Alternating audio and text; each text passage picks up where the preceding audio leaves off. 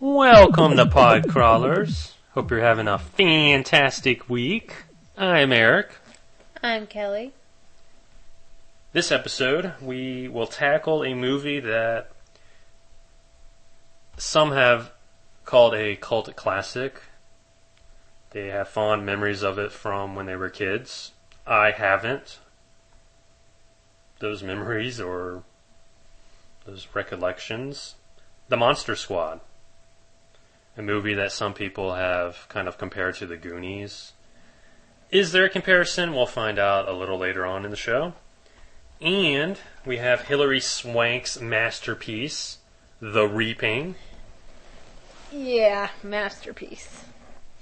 I want to remind everyone that we do have a page that hosts this podcast, podcrawlers.podshowcreator.com. And we have an email address, podcrawlers@gmail.com. And I think that's the prelim stuff.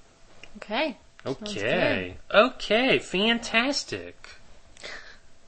The Monster Squad. For those that don't know, imagine the old Universal Studios monsters coming alive and a group of kids trying to stop them from being evil, I guess.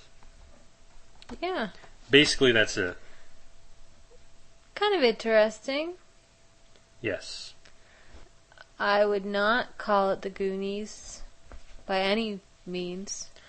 This came out a couple years after the Goonies, and I just don't remember it. I saw it in like the late 90s when it was on Sci-Fi one time, and I flipped channels, while watching it, so... I had never seen it, and, I am a huge fan of the Goonies, and in general, I'm a huge fan of a lot of 80s movies, but this one... I'm not saying it was horrible, because it wasn't horrible. It's just, I don't know, it didn't have the kind of charisma that I was hoping it would have. One thing I did really like about it is that the language was pretty realistic. Well, these kids cussed and called each other faggots and assholes. I mean, honestly, that's how I talked at that age. Right. And still do. But, I think that was a little bit more realistic than some of the other, I can't say crap in front of my parents. And in this movie, characters do. Well, if you notice, and I think I pointed this out when we were watching it, this really seemed like the Goonies 2. Like they wanted to make the sequel. Yeah. And who knows, I don't know the history of this movie. Perhaps it was a Goonies sequel script. Because you have the fat kid, who could easily be Chunk, and you have the Sean Astin and Corey Feldman characters, who could be, whoever these two generic leads are in the movie. And you even have the same mother who was in the Goonies playing the mother of one of the lead characters. So, I don't know. I want to know the history, if it was intended as a Goonies sequel or just a Goonies ripoff. I think it's probably just a ripoff, because other than it being about kids, there's really no other connection. I mean, it doesn't have the class of right. Goonies. Right. The movie itself is kind of icky. Like, these Dracula and his monsters are evil and they want to destroy the world, but you don't know it from the movie. Yeah. It's just, I don't know how to describe it. it's just like a preconceived notion that Dracula's evil and he's going to do whatever. There's really not a lot of exposition in this movie at all. Like, why was the plane flying the crates, with Dracula and whoever over this town? Just a lot of questions, a lot of plot holes. Yeah. Also, we see certain other creatures, and it's almost like they shouldn't be there. Mm-hmm. Like, we have the mummy. Mm-hmm. And it's just how he's introduced. It's Dracula stole him or broke him out from the museum, I guess, which we don't even see on screen. Yeah, pretty lame. Also, what's like the creature from the Black Lagoon. No. The Gill Man. Right, the creature from the Black Lagoon. Yeah, his 5 minutes of screen time were really interesting. Well, Gilman has the Aquaman curse. If you're not in water, you're pretty much useless. It was only about 82 minutes. Very short, which was good. Very good. Yeah, I don't think I really could have made, a whole lot. Also, it might have been longer, or stuff might have been edited out, too. Like the exposition, it might have made the movie longer and more intelligent, I guess. Yeah. But it's a glorified kids movie, so I guess we can't expect much from it. But as far as calling a cult classic, I can't agree with that. Anywho, moving on to The Reaping. Yes, The Reaping. This movie wasn't terrible. It wasn't? Could have been a whole lot worse. Yeah, it could have been. Could have been, definitely. Basically, it's about a woman, I guess she's a scientist, investigative scholar, played by Hilary Swank. Who, by the way, used to be an ordained minister. The character. Yes. She investigates so-called miracles and basically debunks them.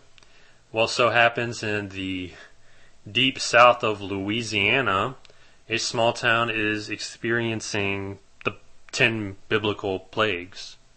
And she's called in to investigate. Yes. And are the plagues real? Are they not? What's causing them? What's going on? That's the crux of the movie. And thank God the movie was 99 minutes. Actually, it could have been shorter. It could have been, yes. And it's not a bad movie if you don't expect much. I didn't expect much. Going in, I was like, oh, Hilary Swank, great. Yeah, not a Hilary Swank fan. No. But she seemed tolerable. She was tolerable in the movie. The thing is, everything seemed a little too convenient. Yes. A lot of plot conveniences. She happens to have experience with a certain type of, miracle. Mm-hmm. When she was, well, not when she was, but earlier in her career when she was an ordained minister, her family actually was killed. By an African tribe who blamed them for their problems. Yeah, her husband and her daughter were killed. And thus, her lack of faith. Which, at the end of the movie, not to spoil anything, but it was going to happen, she regains it. Yeah, something like that. Something like that. Like you said, a lot of conveniences in this movie. Yeah. Well, there were some, I think, cool things. The River of Blood. That was kind of neat. I was expecting that to be totally CGI tacky. I mean, it was obviously CGI, but it didn't seem out of place at all. I believed there was a River of Blood. Another thing that I thought was kind of interesting is these plagues were happening. They weren't just, saying, oh, this happened. Like, we saw them. we see frogs that are dying, that are falling off the trees and into the river of blood. We see dead fish. We see cows that are dying for no reason. We see the boils of on the people. Yeah. I mean, We experience the place. we see the locusts. Mm-hmm.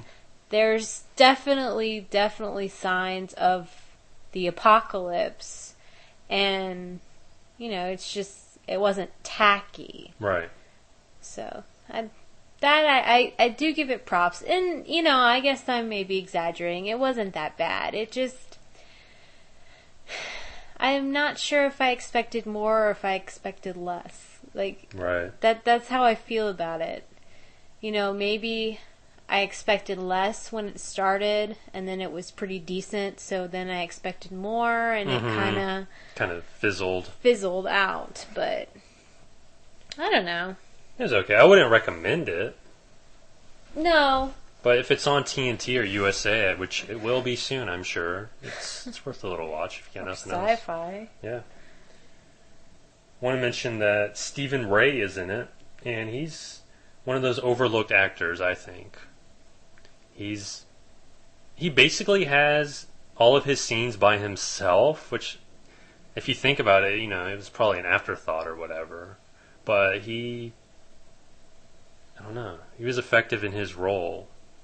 It's just kind of a waste of him, he should have been integrated more into the movie, I think. Yeah, but Yeah, whatever. I'm not going to overthink it or anything. Yeah, it's he best. got a paycheck. Yes, thank God. So Yeah, he's one of those guys I'm glad gets, work.